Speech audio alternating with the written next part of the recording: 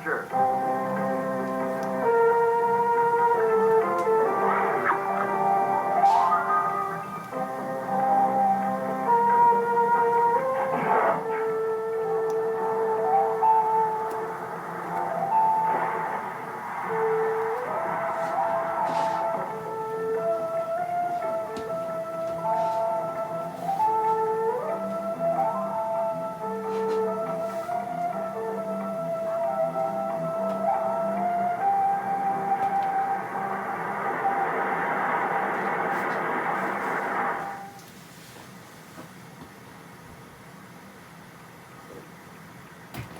Turn off the light. No, seriously, turn off the light. Well, if you believe in vampire bats, you should turn off the light. Actually, there are vampire bats in the world. There aren't any vampires. And in our story, we're going to tell you about the vampire bats that exist in Central America, and further south in South America, and even Mexico. But these bats attack humans. And they do drink blood. We'll tell you that story after these words.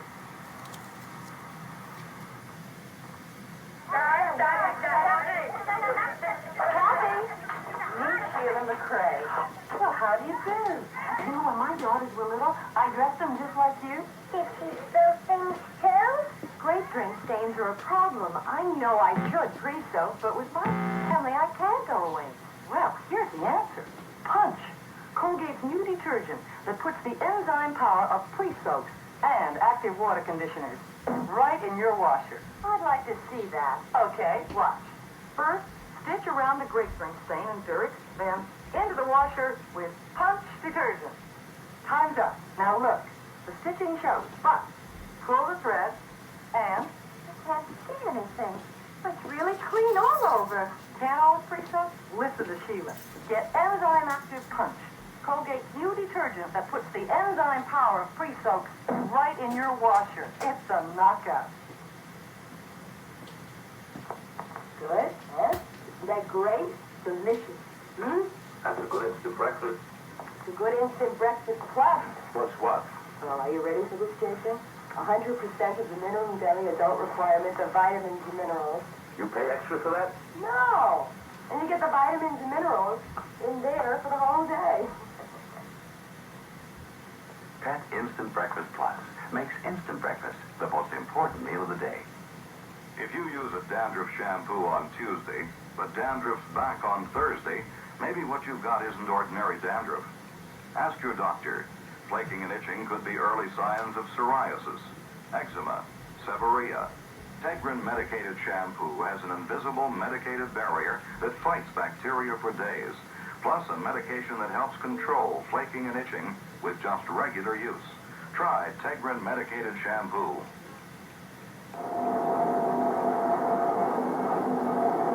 The New World has its share of strange beliefs and superstitions. But to track down the vampire legend, we have to go to Europe.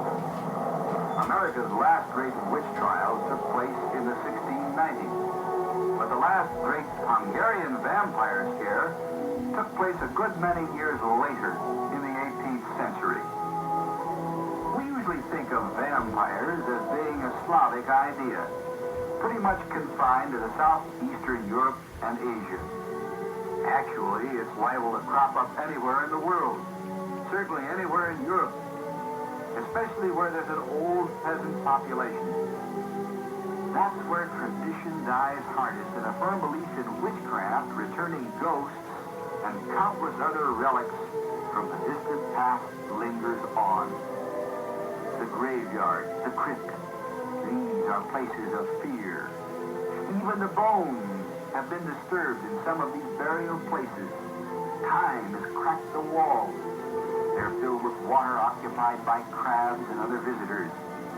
Given a little imagination, a touch of credulity, a fear of the unknown, it's no great mystery how fantasies in these surroundings become unshakable beliefs. The classic vampire story is a tale of night. Say it's not true. It can happen. But there's thousands upon thousands of people alive today It's as real as anything in their lives, perhaps more real because it's more terrifying. This is a vampire legend. What you're about to see might have been lifted intact from any one of several learned books written in the 18th century. What's supposed to lurk out there tonight, inhabited by ghosts, by spirits? Somewhere, in some dark place, perhaps the body of one of the undead, doomed to hunt in the form of a bat.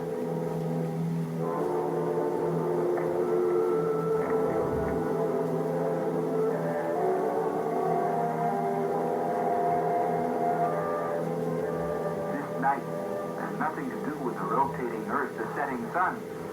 It's a night of the soul. The endless catalog of imagined fears take on life and a strength of their own.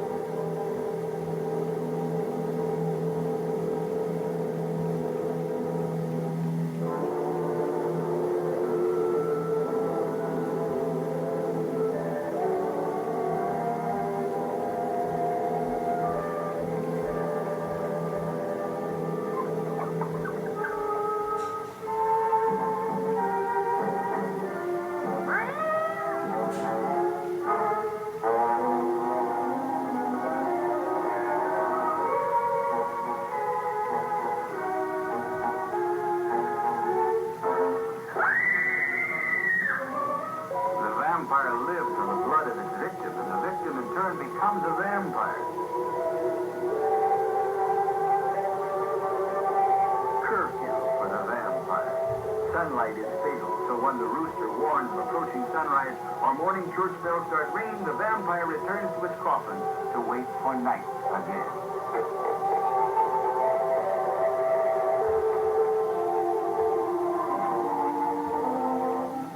Now, the details of the vampire legend differ from place to place, and no wonder, because you will find it as far from Slavic Europe as China, Malaya, and Trinidad. The vampire was known as a bat, but still isn't. It may be a cat or even a bird. One thing everybody agrees on, a vampire is hard to kill. A pointed stick driven through the heart is recommended, and there are other methods just about as drastic. Incidentally, if a corpse awaiting burial has its mouth open, it will probably become a vampire, unless the mouth is filled with clay. One belief says that scattered grains, or even a broom, will stop a vampire who can't resist counting the grains or broom straws. But where did the bat part of the story really come from? When men first left the old world and came to the new, you might have thought that they'd leave some of their old wives' tales behind. Once they landed, they found plenty on which to base a whole new series of legends, plus material to give some old ones a new lease on life.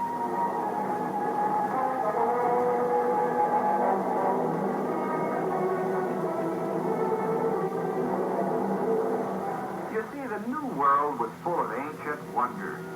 The Native American civilizations were not only strange to the conquering Spaniards, they often seemed bloody and incomprehensible. The Aztecs still practiced human sacrifice, and their sculptured decorations portrayed a variety of bizarre and frightening forms. And it was here that Europeans first heard of America's blood-drinking vampire bat. By the time that story had gone to Europe and returned, it had taken on its familiar shape, immortalized, if that's the word used by Bela Lugosi.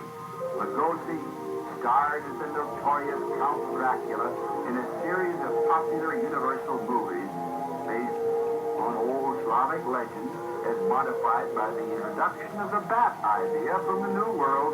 The Dracula stories have provided chills for two generations of moviegoers and late show fans.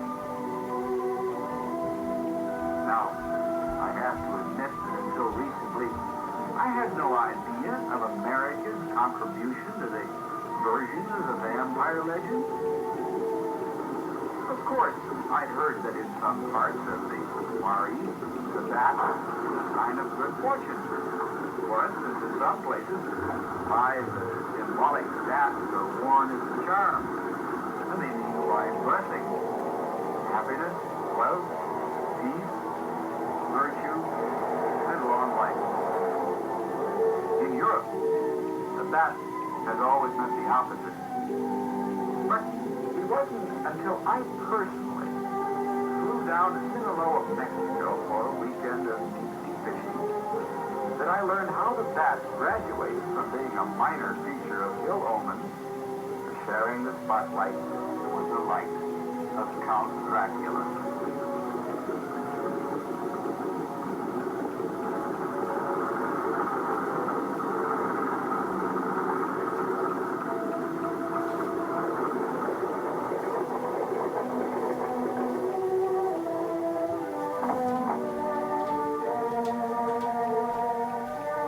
Now, in my business, you're always on the alert for anything that smacks of the unusual. Any odd fact that might suggest a story with a ring of adventure to it. But nothing could have been further from my mind when I arrived in Sinaloa, Mexico, than the natural history of the supernatural vampire. For one thing, the Sinaloa coast is semi-tropical, even tropical. The warmth and sunlight has a way of sort of melting any lingering thoughts of ghosts or vampires that you might have brought with you. And this, I think, is about as far away from the nightmare world of a Slavic legend as anybody could ever get.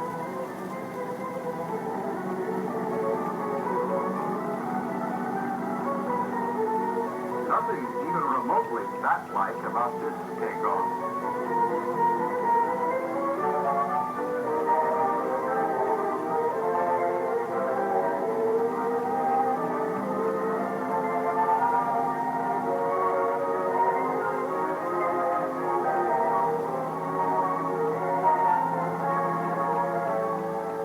Certainly times like this, a man hasn't a care in the world, even if the catch isn't one for the record book.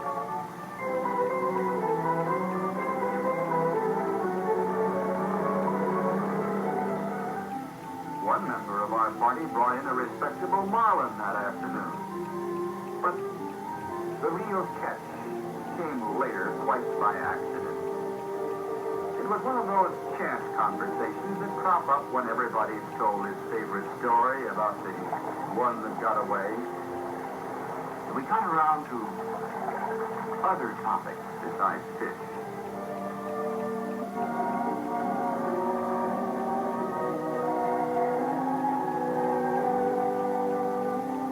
This is where I picked up the trail of the vampire. And all because I got to talking with a man who had been roaming Sinaloa's high backcountry and had seen real vampire bats in an old mine tunnel. Mexico is an old country. Men have lived here as long as 20,000 years, possibly longer. At the time of the Spanish conquest in 1519 to 1521 AD, there were over 100 different self-governing tribes. Today, perhaps half the population preserves the art and traditions of those pre-conquest civilizations. Side by side, the very old and the new present striking contrasts in modern Mexico. And these are the creatures the conquistadores sent home news about. In Sinaloa lives the father of a legend, the vampire bat.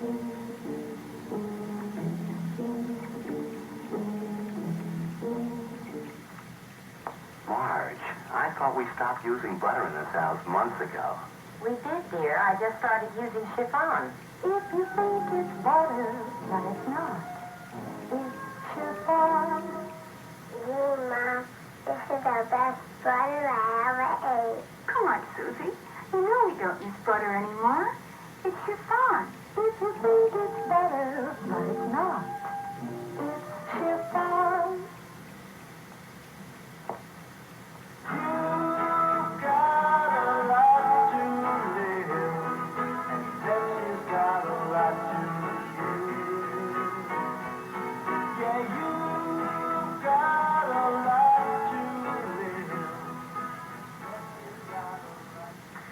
big Pepsi King sweepstakes is on. You can win a Datsun station wagon, color TV, or Polaroid color camera. No purchase necessary. Details wherever Pepsi is sold. Wow! I sure could eat a lot of McDonald's hamburgers with a mouth like that. Boy, I could eat a lot with my arm now. Me too. I'm hungry. Let's go to McDonald's. Funny you say that. Follow me.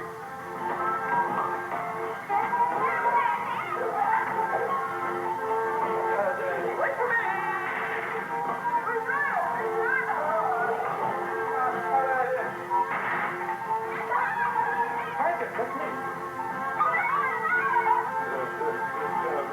I wonder where Ron is. I'll be right along in a couple of Boy, you sure must like that funhouse. Come home. Hey, there he is now. Hey, Ronald, we thought you'd never get here. So did I. Good boy. Am I hungry? Here, Ronald. Next time you're hungry, come on over to a real fun house, McDonald's. It's your kind of place.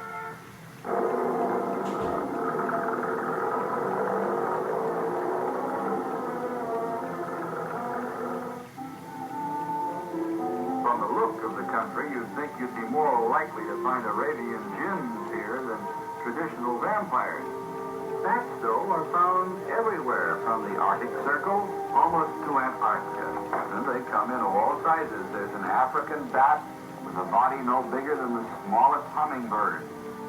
An East Indian bat, called the flying fox, has a body the size of a crow's and a wingspan of over 5 feet. Most of them feed on insects. A few eat fruit. And 2 species actually catch fish. Ah, but the vampires live exclusively on one thing, blood. So that's what we're going to bring them. A bowl of animal blood.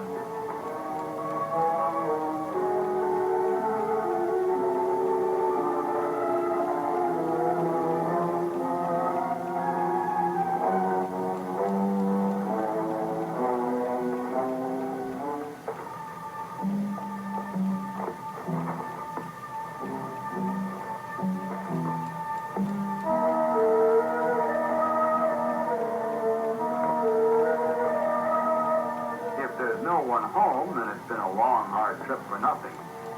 With the use of that bowl of animal blood, we'll know whether or not we've found the true vampire bat.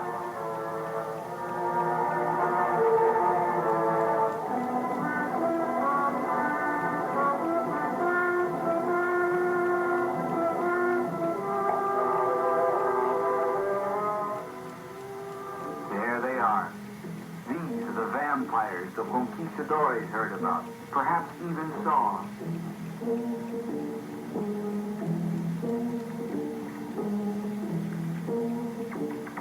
Thanks to Cortez and his men, these little fellows helped remold some ancient legends about supernatural attackers, and they gave us Count Dracula.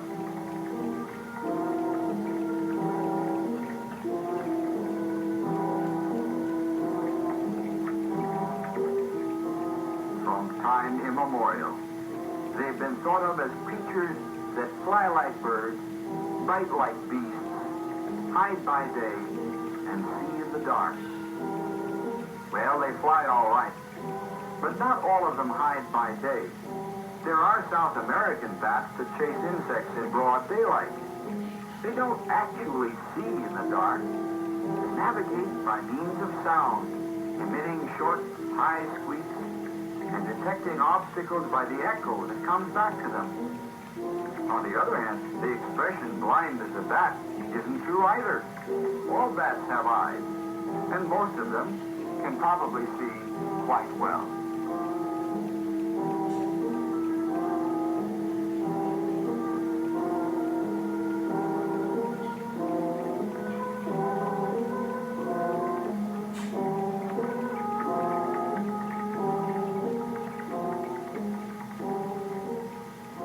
I get the impression they're not really glad to see it. I have a feeling the feeling is neutral. Now, let's see how they respond to a free meal of animal blood.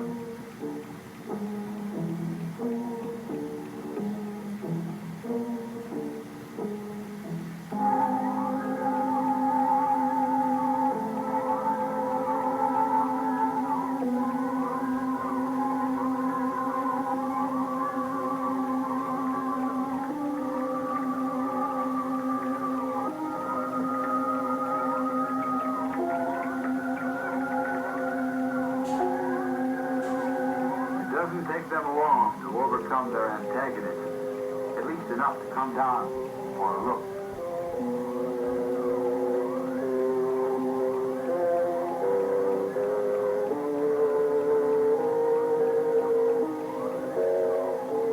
A few more are getting the idea now.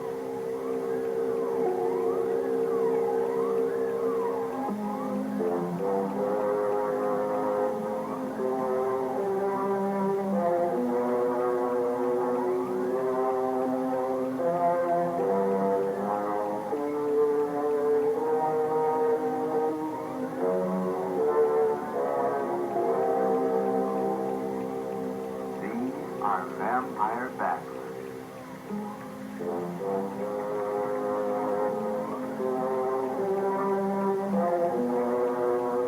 Many people still think of bats as belonging to some weird branch of the bird family. Early zoologists weren't sure how to classify them either. Gave them the Latin name aves non aves, which means birds that aren't birds. Actually, they're a primitive, highly specialized type of mammal, the only mammal that can fly. The blood-drinking bats have the further distinction of being the only mammals that are also parasites. When they attack a living victim, their teeth makes a tiny incision that's almost painless. Men have been bitten in their sleep, not once, but several times, without even waking up. The danger, of course, isn't from the loss of blood, which is small, but from the chance of infection.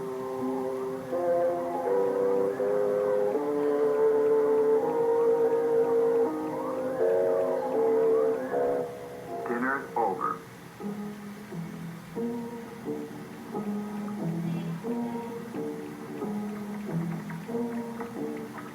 You'll never know it, but in the 16th century, this fellow's ancestors made one of the earliest American contributions to European culture. One time or another, folklore has told us that iron, garlic, bells, and light are all effective protection against vampires. I guess it's a mark of progress that we can now assure anyone who might be worried that all you really need is a mosquito net.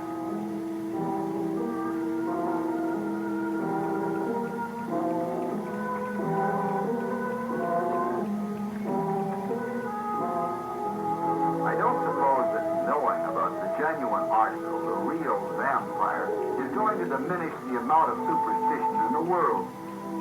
Bringing the hobgoblins out into the broad light of day sometimes gets rid of them, yes, only to have some new piece of nonsense jump in to take their place.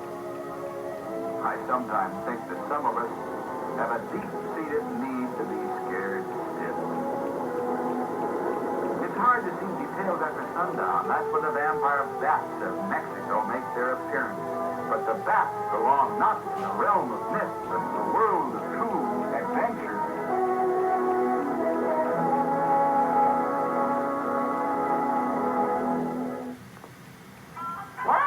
It's a cake. It's a candy. It's 2 taste treats in one. Hostess Ho-Ho's. You get a big delight in every bite. Chocolate devil food cake.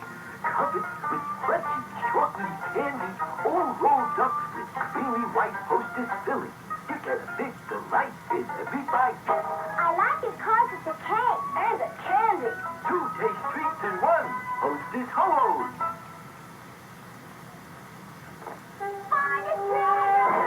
Ahoy, Hostess fruit pies. You get a big delight in every bite. Luscious Hostess fruit pies. And mates, they come in cherry, apple, berry, and other favorite flavors. Just bursting with the flavor of real fruit. More fruit filling the crust. You get a big delight in every bite. Come aboard. Try 'em lunchtime, anytime. Hostess fruit pies.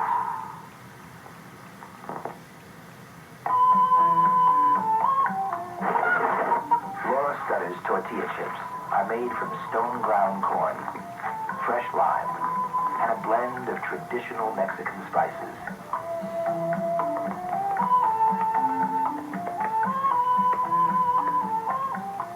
This ancient recipe is what makes Flora Scudder's a chip off the old tortilla.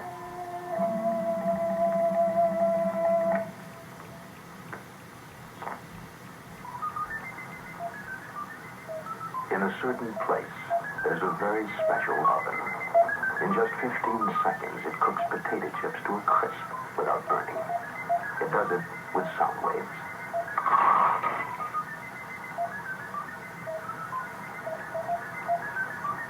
And that's how Laura Scutters puts the noise into the noisiest chips in the world.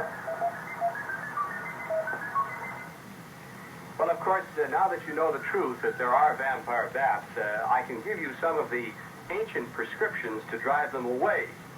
Garlic, which is a well-known ingredient in food, was used to drive the bats away. Bells were used.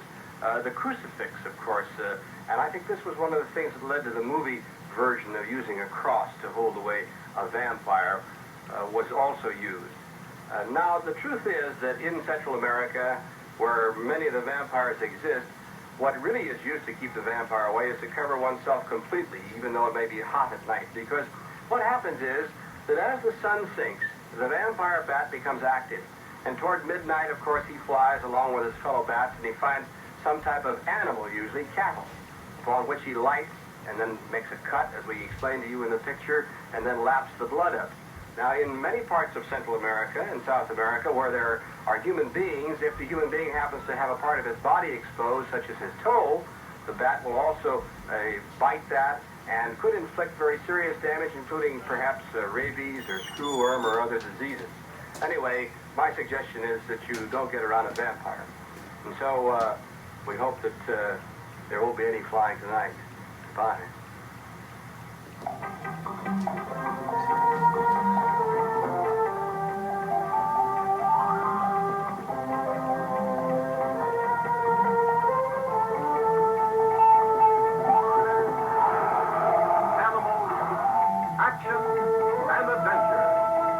Join the Linkers as they go to the heights and depths of Fame Mountains in their journey through Switzerland and its unique railway on Wonders of the World, in color at 7:30 on Channel 13.